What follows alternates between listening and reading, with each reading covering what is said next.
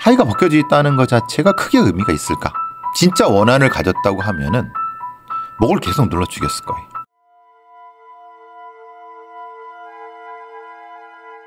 (2015년 5월 25일) 부처님 오신 날에 회사에 출근한 이 씨는 아내 정 씨에게 전화를 걸면서 마음이 편치 않았습니다. 전날 이혼까지 생각할 만큼 아내와 크게 다퉜기 때문입니다. 하지만 아내가 진심 어린 사과를 했고 2살 된 딸을 두고 이혼을 할 수도 없던 터라 남편은 퇴근 후 외식이라도 하며 마음의 앙금을 풀 생각에 아내에게 전화를 걸었습니다. 오후 4시경에 아내한테 전화를 걸었어요. 근데 계속 전화를 안 받는 겁니다. 뭔가 좀 불안하더라고요. 어제 싸운 것 때문에 그런 것 같아서 일찍 퇴근해서 집에 돌아왔는데. 남편이 집에 왔을 땐 집이 고요했습니다. 이상한 기분이 들어 안방문을 열자 방 안 곳곳에 혈흔이 낭자있고 그 가운데 아내 정씨가 쓰러져 있었습니다. 하의가 벗겨진 채 숨져있던 아내. 충격적인 장면에 놀란 남편은 황급히 딸이 있던 옆방의 방문을 열었고 2살 된 딸아이는 아무것도 모른 채 곤히 잠들어 있었습니다. 남편은 부랴부랴 경찰에 신고를 했고 곧 경찰이 출동했습니다. 경찰은 현장을 살펴보더니 원한을 가진 면식범에 의한 살인사건이라고 판단했습니다. 외부에 침입한 적은 없고 사체를 분석해본 결과 아내 정씨의 목을 수차례 강한 힘으로 조른 흔적이 발견됐고요. 피해자의 복부를 9차례, 목을 1차례 날카로운 흉기로 찔러 숨지게 한 걸로 봐선 원한을 품고 살해한 것으로 추정됩니다. 피해자 정씨의 하의가 벗겨져 있었지만 성폭행의 흔적은 발견할 수 없었습니다. 범인이 벗긴 게 아니라면 정씨의 하의는 왜 벗겨져 있었던 것일까? 정씨의 집은 복도식 아파트 10층에 위치해 있었고 침입 흔적은 발견되지 않았습니다. 끔찍했던 공격, 혹시 이웃들이 보거나 들은 건 없었을까? 글쎄요, 딱히 비명 같은 거는 별소리 못 들었어요. 그런데 경찰은 피해자 소지품 중 중요한 물건 하나가 사라진 것을 발견했습니다. 딱 피해자 정 씨의 휴대폰만 사라졌습니다. 그래서 남편이 전화를 해도 연락이 닿지 않았던 겁니다. 아내가 낮에 분실한 것일까 아니면 범인이 가져간 것일까? 경찰은 아내 정 씨의 휴대폰 위치 추적을 시작했습니다.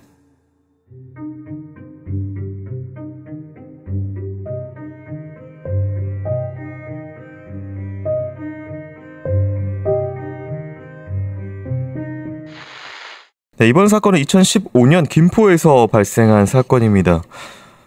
말 그대로 굉장히 충격적입니다. 2살 딸아이가 옆방에서 자고 있었고요. 어머니가 굉장히 방에서 끔찍하게 살해당한 채 발견이 됐었는데요. 계속 다시 말씀드리지만 아이가 무사하다라는 이런 거 되게 요새 신경 많이 쓰시기 때문에 아이는 무사합니다. 일단 어머니 정씨 같은 경우에는 목이 졸려 있었다. 그 다음에 10여 차례가 찔려 있었는데 복부, 목 이렇게 되어 있습니다. 특이한 것도 비명 소리를 못 들었다고 이웃들이 뭐 이런 소리가 있어서 많은 공격이 있었음에도 불구하고 이거 어떻게 봐야 될까요? 죽은 근본적인 원인이 네. 액살인가요? 아니면은 자상인가요? 이게 지금 뭐 정확히 않지만은 네. 목을 졸랐다고 하는 것은 목을 졸른 상태에서 일정 정도 이제 정신을 잃거나 그러니까 목을 조른 거는 화가 난 행위 네. 되겠죠. 그 상태에서 칼로. 근데 그것도 방향이 달라요. 복부가 9차례, 목이 1차례. 그러면은 목 부분이 치명상이겠죠. 그럼 복부는 왜? 그러니까 이게 나눠진 것은 진짜 원한을 가졌다고 하면은 목을 계속 눌러 죽였을 거예요. 죽을 때까지. 네, 그렇죠. 그리고 때렸을 거예요. 네. 얼굴을 구타하듯이. 그렇죠. 그러니까 이거는 분리된 행동이 아닐까. 목을 조른 것과 칼로 찌른 부분을 분리해서 생각하면 이거는 주요한 행위가 목을 조른 것이 아닐까. 칼을 찌른 것은 거기에 대한 부차적인 아니면 그것을 은폐하기 위한 아니면 그것을 어떻게든 바꾸기 위한 형태. 그 어떤 범죄인지를 좀 규정을 하는 지금 과정인데. 그렇죠. 네, 하의가 벗겨져 있고 그다음에 목을 졸랐다. 성폭행은 못했다. 예를 들어서 과거 같은 저희 뭐 신정동 2차 사건 같은 경우에도 뭔가 성범죄를 하려다 미수에 그쳤다라는 분석들도 있습니다. 이제 강한 저항으로 인해서 하의를 벗기고 성범죄를 하려고 했는데 예를 들어서 강한 저항이 있어서 목을 조르고 뭐 예를 들어서 공격을 했다. 뭐 이렇게 된 것도 있고, 예를 들어서 또 하나는 여기서 침입 흔적도 없고 귀주품을 가져가지도 않았다라는 것 때문에 이게 어떤 물색이나 강도 이런 것들에 대한 흔적이 또 없거든요. 물색흔과 침입 흔적이 없다는 거는 거기까지 들어오게 된 것이 속이고 들어왔거나 아니면은 아는 사람이거나, 그래서 면식범이라는 얘기를 하는 거죠. 그래서 나타나는 것이 비명이 없었다라고 네. 하는 거예요. 비명이 없었다고 하는 것은 갑작스러운 공격. 근데 목을 조른 것이 먼저라고 제가 말씀드린 건 목을 졸랐기 때문에 당연히 비명이 없겠죠. 소리를 못 지르니까. 네. 그죠? 그런 상태고, 만약에 칼로 찔렀다고 하면 비명이라든가 아니면 다른 형태의 저항이라든가 아니면 뭔가 있었겠죠. 그래서 가장 중요한 거는 아이가 있다는 거예요. 아이가 지금 2살이죠. 네. 소란이 있으면 울기도 하고 그럴 거란 말이에요. 근데 그 아이는 아예 존재 자체도 아니면 무시한 거잖아요. 범인이요. 범인이. 네. 그러면 아이를 무시할 정도라면 뭘까요? 그런 분노는 아니라는 거예요. 이 집안을 뭐 다 죽이겠다. 그렇죠. 예. 그럼 그 분노는 아니에요. 그럼 이 꼭 여자에 대한 거잖아요. 네. 이 당사자에 대한 분노기 때문에 그 목을 조른 정도면 치정일 수 있겠구나. 이게 왜 그러냐면은 남편이 다퉜습니다. 감정적인 좀 그런 뭐 이혼 직전까지 싸웠다라는 이야기들도 있고, 어쨌든 발견자도 남편이고요. 이게 흔히 저희가 너무 익숙한 그림이어서 혹시 뭐 스테이징이나 이런 다른 것을 했을까 본인이 범행을 그러니까 이제 하고. 남편이 범인일 수 있다는 네. 거잖아요. 그 남편이 범인이라고 하면은 그 남편이 범인이라는 전제는 뭐냐면 그렇게 해서 싸워서 이렇게 했는데 스테이징까지 했는데 왜 다른 스테이징을 안 했느냐. 자기 부인을 지가 죽이고 어떤 걸 할 때는 네. 감정적인 것이 오르는 상태이기 때문에 얼굴을 때리거나 네. 다른 형태의 폭력 형태가 나타나요. 왜냐하면 감정이 막 오르니까. 목만 조르지 않거든요. 그러니까 이거는 그건 아닐 거라는 생각이 들어요. 그것 때문이라고 합니다. 그리고 네. 특히 딸이 거기 옆에 있었다는 것이 아마도 딸이 없는 상태에서 그렇게 하거나 아니면 아예 딸한테도 이상하죠. 거꾸로 이상하게 자기 근친에 대한 아주 가까운 애에 대한 공격성이 있어야 된다고 보는데, 그러니까 이 딸아이는 아무런 그런 거에 대한 감정적인 선이 없는 거예요. 네. 이 공격자는.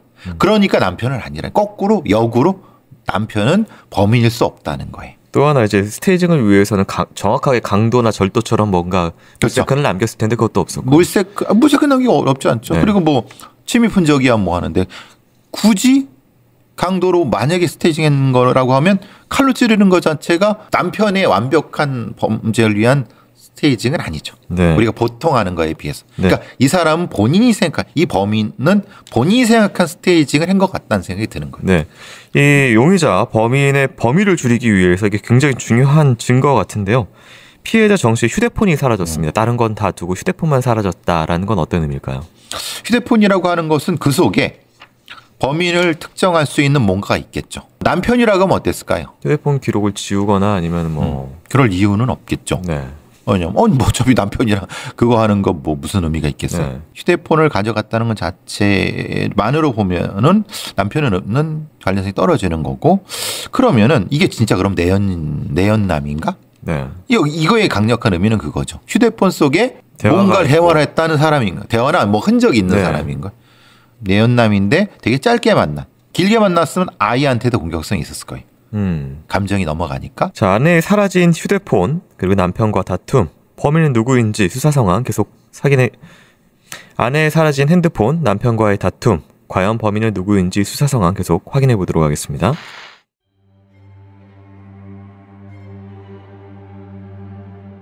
자신의 집에서 옆방에 아이를 두고 끔찍하게 살해당한 주부 정 씨. 당시 26으로 20대 초반 10살 차이가 나는 남편과 결혼하여 이사 온 지는 4년이 되었습니다. 전날 남편과의 다툼이 있었기에 혹시나 가정불화로 인한 살인사건인지 경찰은 주변 탐문부터 시작했습니다. 그 남편이 2살짜리 딸을 얼마나 예뻐했는데요. 아내랑도 엄청 다정해 보였고요. 평소 남편과 불화는 없었다는 주변인들의 진술. 그런데 아파트와 인근 CCTV를 분석하던 경찰은 한 달 전부터 수상한 남자가 숨진 정 씨의 집과 아파트 근처를 배회했다는 걸 확인했습니다. 아파트 주변에 자주 나타났고 이 피의자가 아파트 복도에서도 자주 찍혔습니다. 수상한 남자의 신원을 파악하기 위해 조사를 벌인 경찰은 숨진 정 씨가 수상한 남자와 자주 만남을 가졌다는 걸 추가로 밝혀내고 그 남자의 동선을 추적했습니다. 사건 당일날에도 숨진 정 씨랑 수상한 남자가 만났던 걸로 보입니다. 그리고 만남 후에 집으로 돌아가는 듯 했던 남자가 10분 뒤에 다시 정 씨가 사는 아파트로 돌아왔어요. 재차 피해자의 집을 찾은 거죠. 그리고 약 1시간 뒤에 계단으로 내려왔는데 그리고는 아파트 밖으로 나가는 모습이 CCTV에 찍힌 마지막 모습입니다. 용의자가 특정되자 수사는 다시 급물살을 탔습니다. 이제 수상한 남자만 찾아내면 되는데 그때 아주 황당한 일이 발생했습니다. 남편이 사건 당일날 집 앞에 있었다는 목격담이 나온 것입니다. 그 집 앞에 남편이 무릎을 꿇고 앉아있는 걸 봤어요. 그 남편이 집 안에 있는 아내한테 뭐가 사정을 하더라고요. 딱 봐도 집에서 쫓겨난 모양새였다니까. 대체 어떻게 된 일일까? 틀림없이 남편은 그 시간 회사에서 일하고 있었다고 했습니다. 하지만 이웃 주민은 남편을 집 앞에서 봤다고 말하는 상황. 경찰이 남편을 다시 용의선상에 두고 수사를 시작하던 그때 사건은 또다시 반전을 맞이합니다. 경찰이 남편의 사진을 내밀며 확인하자 이 사람이 남편이라고요? 무슨 말이에요? 남편 다른 사람이잖아요. 얘하고 셋이서 아이스크림도 사서 나눠 먹고 남편 아니라고요? 이웃 주민은 경찰이 지닌 다른 사진을 가리키며 그 사람이 남편이라고 했습니다. 그 남자는 한 달 전부터 CCTV 속 등장한 그 수상한 남자였습니다.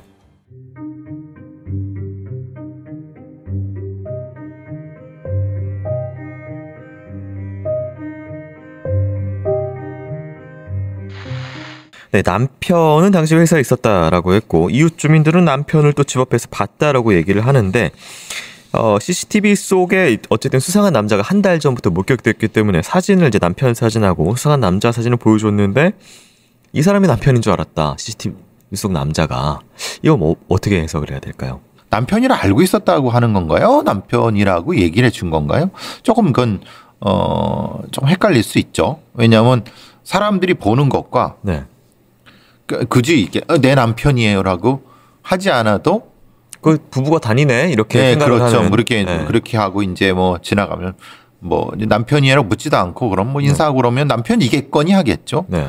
그러면은 남편이겠거니 하는 정도의 다정한 어떤 형태로 집을 드나들었는데 그건 좀 웃기는 게 그래요.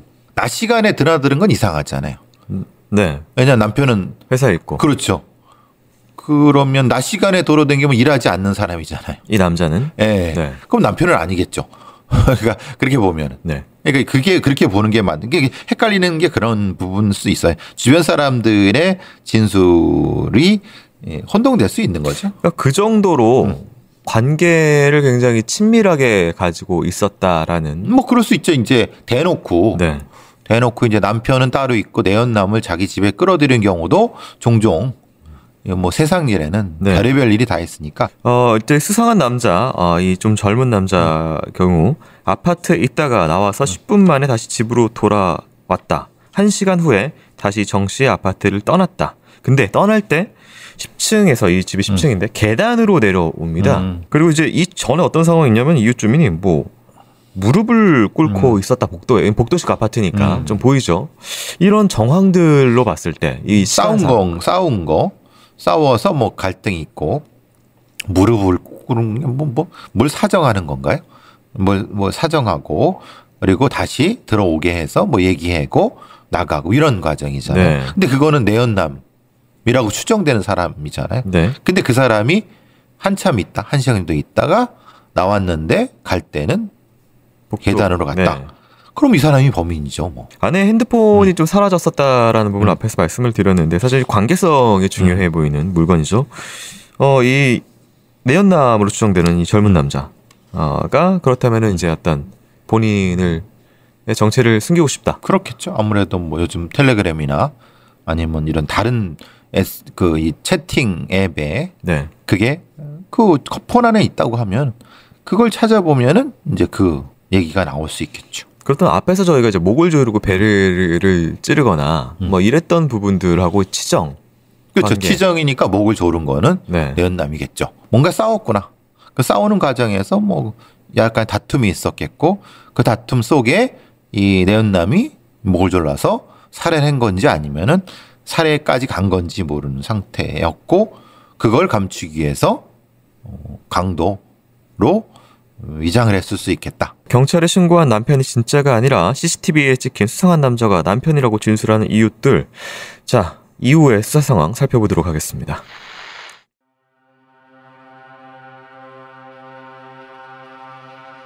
살해당한 정 씨는 26살, 실제 남편은 10살이나 많았지만 이웃들은 20대로 보이는 수상한 남자가 정 씨의 남편인 줄 알고 있었습니다.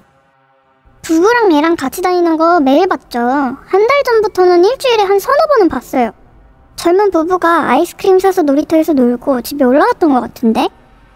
남편은 아내 사망 시간 회사에서 일하고 있었던 것이 직원들을 통해 확인되었습니다. 남편이 일하고 있던 그 시간 아이를 품에 안은 남자와 그 뒤를 따르는 아기 엄마 정 씨의 모습이 엘리베이터 CCTV에 찍혀 있는 것도 확인했습니다. 동네 이웃들은 다정한 두 사람의 모습을 기억할 정도로 숨진 정 씨는 집 주변에서 대담하게 만남을 이어간 것으로 확인됐습니다. 남편은 짐작이 가는 게 있다고 했습니다. 그건 랜덤 채팅이었습니다. 제가 채팅을 하라고 했어요. 심심하니까 집에 혼자 있으니까. 애 있기 전부터 그냥 대화나 해라. 그런 식으로 허락했습니다. 대신 실제로 만나지 말라고 얘기했는데. 아내 정 씨는 온라인 공간 속 자신만의 세계에 푹 빠져 있었습니다. 하나뿐인 아이를 키우는 일도 그녀에겐 버거운 일상이었던 것으로 보입니다. 한번 인터넷 채팅에 빠진 그녀는 쉽게 헤어나오지 못했습니다. 정 씨는 밤새 채팅을 하느라 낮에 아이를 두고 홀로 자곤 하는 모습도 보였다고 했습니다. 그렇게 채팅에 빠져있던 주부 정 씨는 인터넷상에서 한 남자를 만났고 수사 결과 그 남자는 29살 박 씨로 밝혀졌습니다. 아내 정 씨와 알게 된 것은 불과 한 달 전인데 남편은 박 씨에 대해 충격적인 이야기를 털어놓았습니다. 사건 전날 제가 갑자기 집에 돌아왔는데 그 남자가 안방 침대에 들어누워 있었어요. 아내는 거실에 있었고요. 그놈이 저를 보자마자 양말을 신고 급히 나가더라고요. 그걸 두고 아내랑 많이 싸웠습니다. 떼연난 박 씨와 사건 전날 집안에서 마주쳤다는 남편. 불륜 현장을 목격한 이 씨는 정 씨를 추궁했고 그 일로 둘은 이혼 직전까지 크게 다툰 것이었습니다. 하지만 남편이 참은 이유 중 하나는 아내가 지적장애 2급이었기 때문입니다. 일반 교육을 따라가기 힘든 정도의 지적 수준을 가지고 있던 아내. 과연 아내는 본인의 의지로 그 남자와 관계를 유지하고 있었던 것일까? 사건 경위를 파악하자마자 경찰은 이 수상한 남자의 동선을 파악해 추적하기 시작했습니다.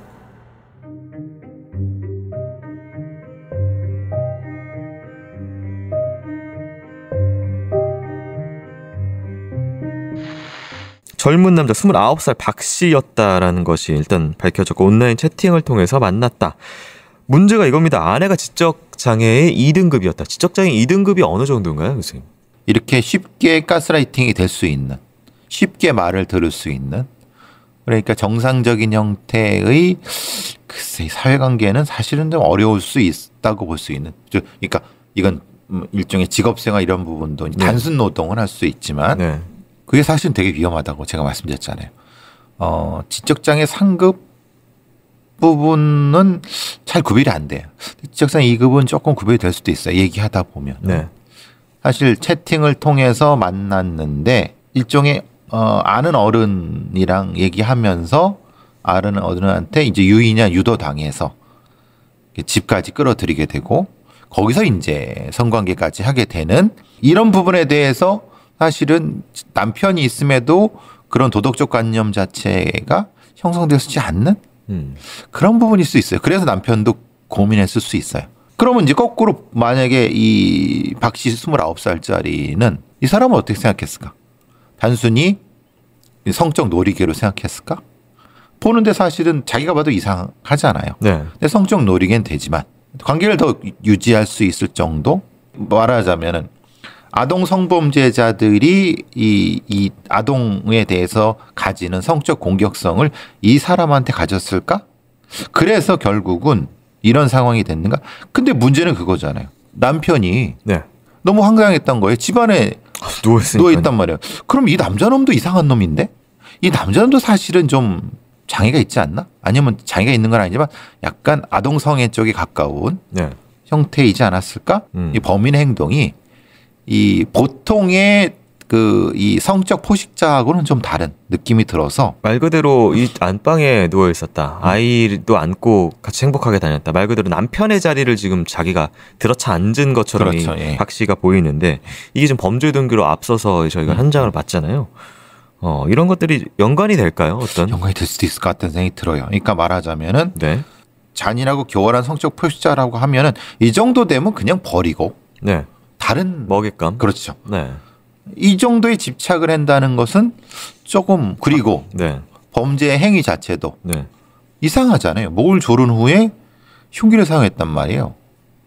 그래서 그게 좀 논리적으로 연결이 안 되기 때문에 네. 그러니까 말 그대로 체계형의 어떤 논리적인 공격이나 어떤 예. 치우는 이런 흔적들이 안 보인다. 안 보였기 때문에 네.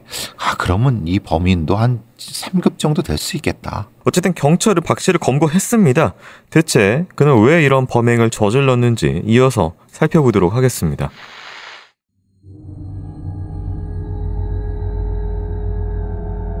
경찰은 정 씨의 핸드폰 위치 추적을 통해 경기도 안산에 있는 용의자 박 씨를 긴급 체포했습니다.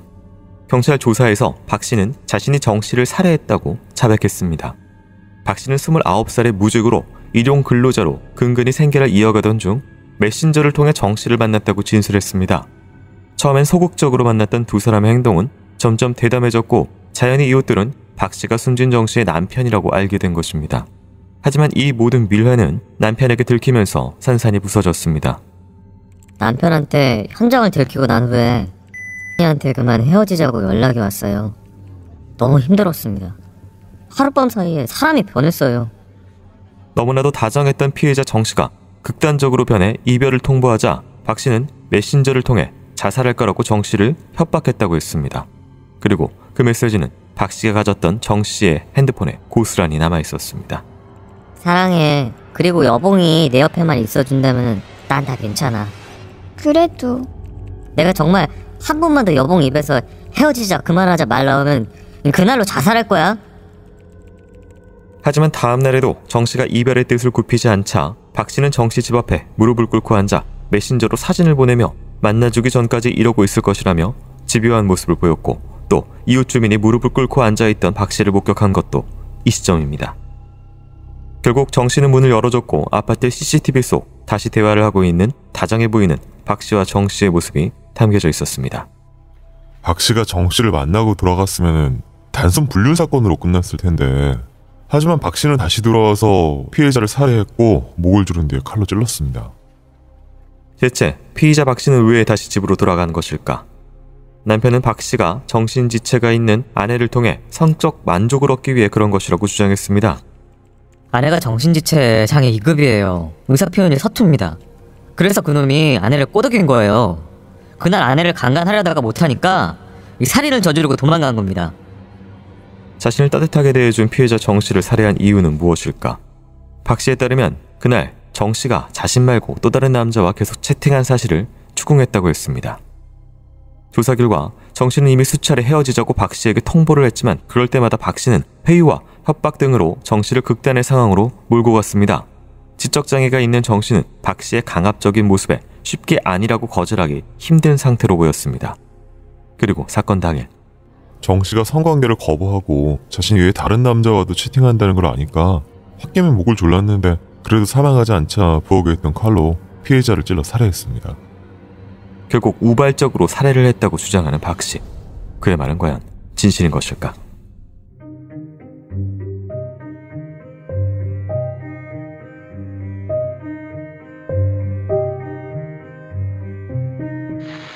네, 이게 보니까 아내 정 씨 같은 경우는 거절을 하려고 했던 정황들이 이제 뭐 기록들로 좀 남아 있습니다. 근데 그때마다 이제 박 씨가 좀 계속해서 놓아주지 않는 모습을 좀 보입니다.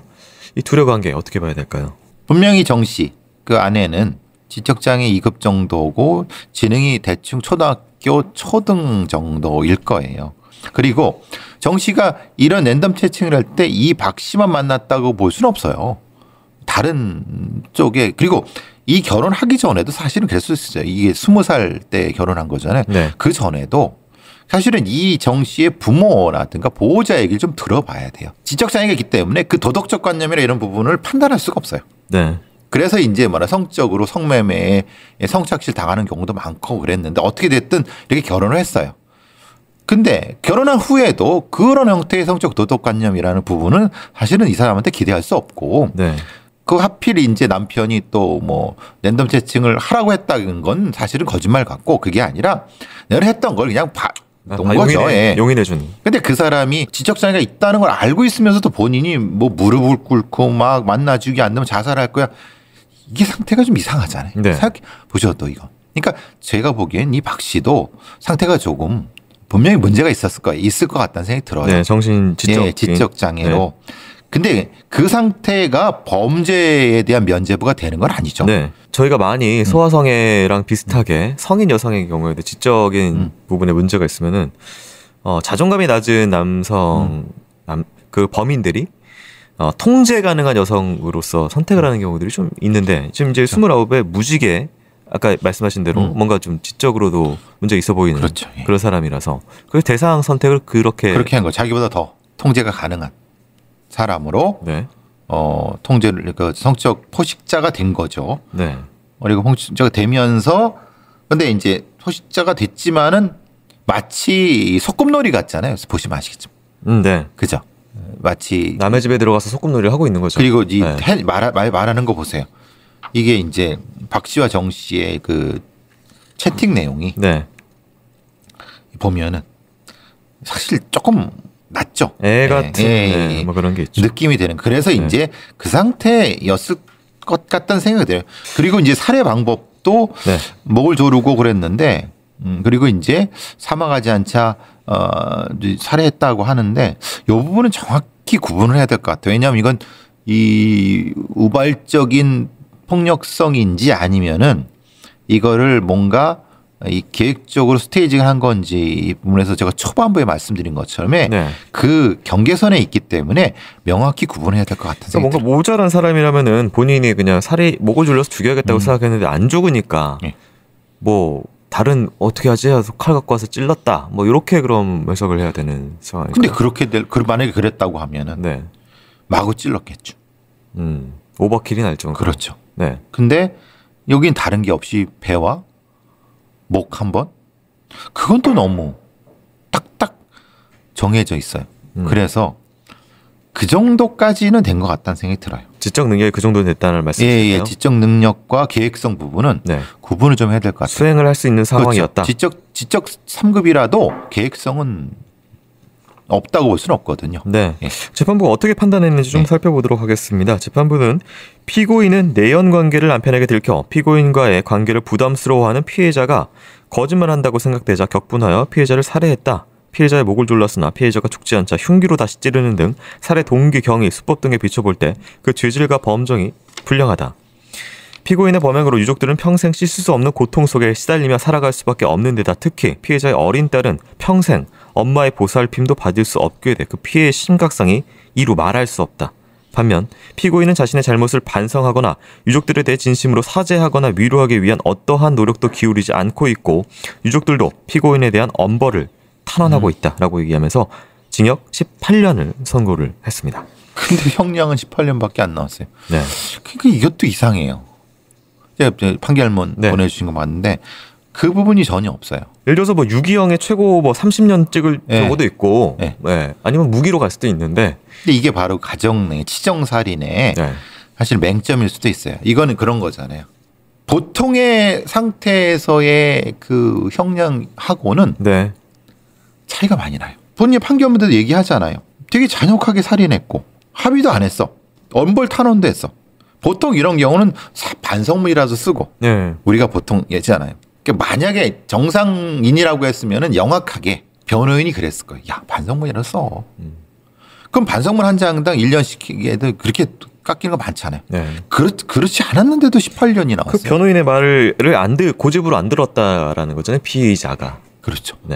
이 범인을 제가 동정해서가 아니라 판단하는 데 있어서는 정확히 심리 판단과 행동 판단을 해야 돼요. 범인이라 하더라도 그리고 피해자라 하더라도 그래서 거기에 맞는 형량과 보안 처분이 돼야 되는데 이거는 어정쩡해요. 이것도 그렇고 저것도 그렇고. 예를 들어서 뭐 어떤 심리적인 검사나 아니면은 뭐 공주치료감호서나 이런 조처가 하나도 없고 18년 뒤에 말 그대로 나오면은 이 뭔가 좀 생각이 다른 이 사람은 또 어떤 집착 대상을 찾을 수도 있는 그렇게 것이고. 되는 거죠. 얘가 지금 30이죠. 네. 29이고 네. 나오면은 이제 뭐 한 50 전에 나오네요. 근데 얘는 이런 정도면은 사실은 성범죄가 아니기 때문에 얘는 한 10한 2년이면 나옵니다. 네, 40대에 나와서 네. 또 다른 어떤 기댈 대상을 여성을 찾을 수도 있고요. 그래서 네. 이 판결문이 중요하다는 거고 가석방 할 때도 그게 중요하다는 게 이런 어떤 불비한 재판이 사실은 재범 방지에 긴 장애가 됩니다. 그러니까 이걸 제가 다시 말씀드리면 이 범인을 동정해서가 아니라 형사재판, 특히 살인사건의 재판에 있어서는 범인에 대한 명확한 판단을 해서 거기에 맞는 여러 가지 거를 판결문에 남겨야지 차후에도 문제가 되지 않는다는 거예요. 이게 말 그대로 이게 재판과 사법이 말 그대로 징벌을 위해서 하는 것인지 아니면 교정을 위해서 하는 것인지 어느 것도 아닌 좀 어정쩡한 그렇죠. 것에서 형량만 그냥 정하는 그렇죠. 그런 재판이 진행이 된 느낌이 좀 있네요. 징벌을 하든 교정을 하든 네. 이건 지금 말대로 선택을 못한 거죠. 계속 저는 이제 아이가 걸립니다. 2살 아이는 나이가 좀 들고서야 어머니가 어떻게 돌아가셨는지를 듣게 될 텐데요. 추후에 이제 어쨌든 철이 들 무렵 아이가 그 소식을 들었을 때 상처받지 않고 건강하게 자라나길 바랍니다. 숨진 정 씨의 명복을 빕니다. 오늘 크라임 여기서 마치도록 하겠습니다. 교수님 수고 많으셨습니다. 수고하셨습니다.